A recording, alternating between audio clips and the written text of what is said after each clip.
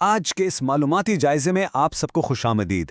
آج ہم دنیا کے ایک ایسے مقام کی بات کر رہے ہیں جو عالمی سیاست اور معیشت کا بالکل دل ہے۔ جی ہاں، آبنائے ہرمز۔ یہ صرف پانی کا کوئی عام سا راستہ نہیں ہے، بلکہ سچ پوچھیں تو یہ وہ جغرافیائی نقطہ ہے جو پوری دنیا کا پہیہ چلاتا ہے۔ اگر اس ایک راستے میں تھوڑا سا بھی خلل پڑ جائے نا تو پوری دنیا کی سپلائی چین جام ہو سکتی ہے۔ تو آج ہم حقائق کی روشنی میں دیکھیں گے کہ آخر اس کی اتنی اسٹریٹجک اہمیت کیوں ہے۔ تو چلیں سیدھا اس موضوع کی گہرائی میں چلتے ہیں۔ ذرا تصور کریں کہ ایک اتنی چھوٹی سی جغرافیائی گزرگاہ پوری دنیا کی توانائی کی قیمتوں اور سلامتی کا فیصلہ کیسے کر سکتی ہے۔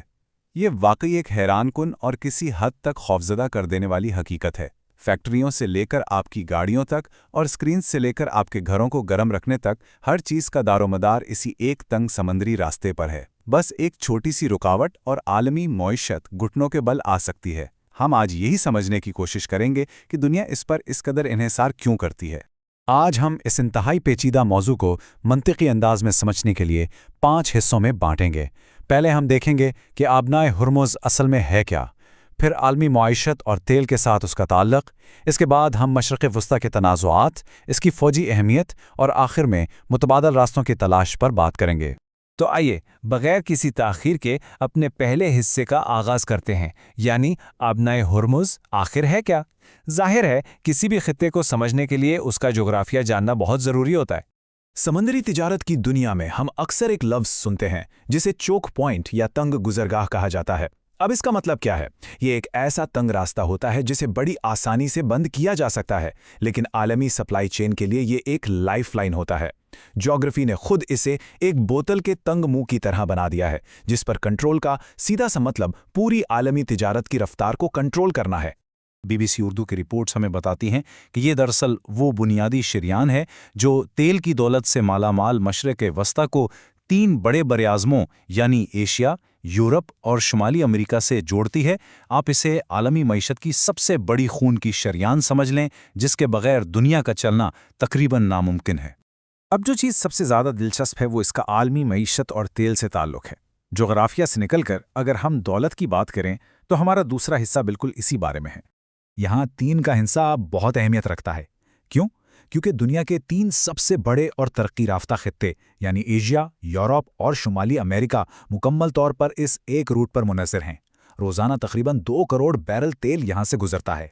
ذرا سوچئے، اگر اس تنگ راستے پر ایک دن کے لیے بھی کوئی رکاوٹ آتی ہے تو اس کے اثرات کسی ایک ملک تک محدود نہیں رہتے، بلکہ فوراً ان تینوں براعظموں کی معیشتوں میں ایک زلزلے کی طرح محسوس کیے جاتے ہیں۔ تیل کے سفر کی لاجسٹکس بھی کمال ہے۔ پہلے اس کچے تیل کو سمندر کی گہرائیوں سے نکالا جاتا ہے، پھر اسے بڑے بڑے دیائے ہائیکل ٹینکر جہازوں پر لاتا جاتا ہے۔ لیکن یہ ساری محنت تب تک کسی کام کی نہیں جب تک یہ جہاز آبنائے ہرمز کے اسی تنگ راستے سے کامیابی سے نہ گزر جائیں۔ یعنی پوری دنیا کی محنت اور کروڑوں بیرل تیل کی ترسیل بالآخر اسی ایک غیر محفوظ اور نازک مقام پر آ کر سمٹ جاتی ہے۔ اور ظاہر ہے جہاں اتنی دولت اور اہمیت ہو وہاں کشیدگی تو ہوگی۔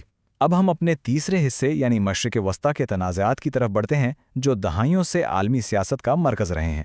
مختلف رپورٹس پر اگر غیر جانبدارانہ نظر ڈالی جائے تو اس وقت آبنائے ہرمز کئی متوازی تنازعات کا مرکز ہے، چاہے وہ ایران اور اسرائیل کے درمیان بڑھتی ہوئی کشیدگی ہو یا پھر ایران اور متحدہ عرب امارات کے معاملات۔ کئی دہائیوں پر محیط ان مقامی تنازعات نے اس عالمی گزرگاہ کو ایک مستقل فلیش پوائنٹ بنا کر رکھ دیا ہے۔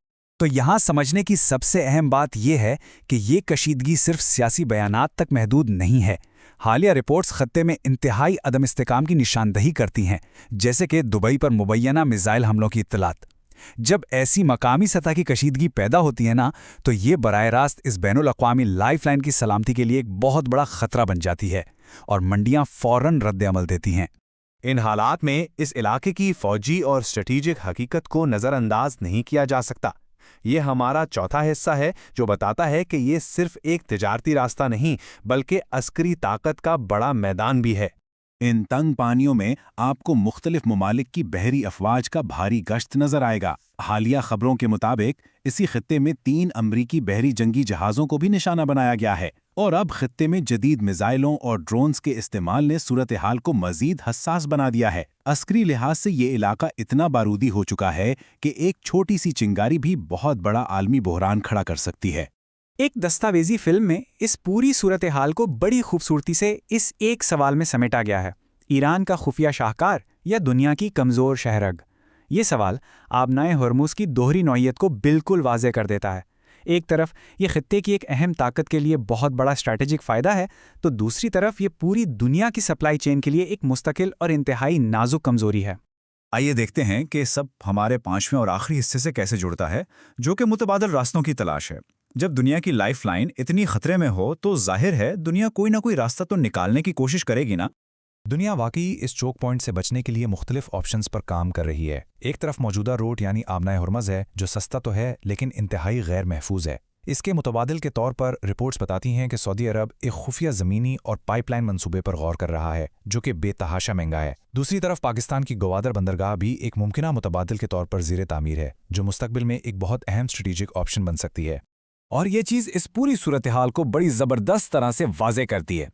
ایک طرف آبنائے ہرمز کا جغرافیہ ہے، جو ایک قدرتی اور آسان راستہ ہے جس سے بچنا لگ بھگ ناممکن سا لگتا ہے، اور دوسری طرف نئے بائی پاسز بنانے کے اربوں ڈالر کے اخراجات اور بے شمار لاجسٹک رکاوٹیں۔ یہ ایک انتہائی مشکل اور پیچیدہ انتخاب ہے جس کا آج عالمی طاقتوں کو سامنا ہے۔ تو ہم آج کے اس معلوماتی جائزے کو ایک بہت ہی اہم اور سوچنے پر مجبور کر دینے والے سوال کے ساتھ ختم کرتے ہیں۔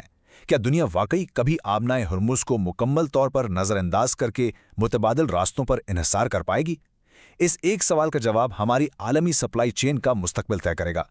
اس پورے معاملے نے ہمیں یہ ضرور سکھایا ہے کہ ہماری جدید دنیا دراصل کتنی نازک اور ایک دوسرے سے جڑی ہوئی ہے۔ اس طرح کے مزید تجزیوں کے لیے ہمارے ساتھ جڑے رہیے۔ آپ کا بہت شکریہ۔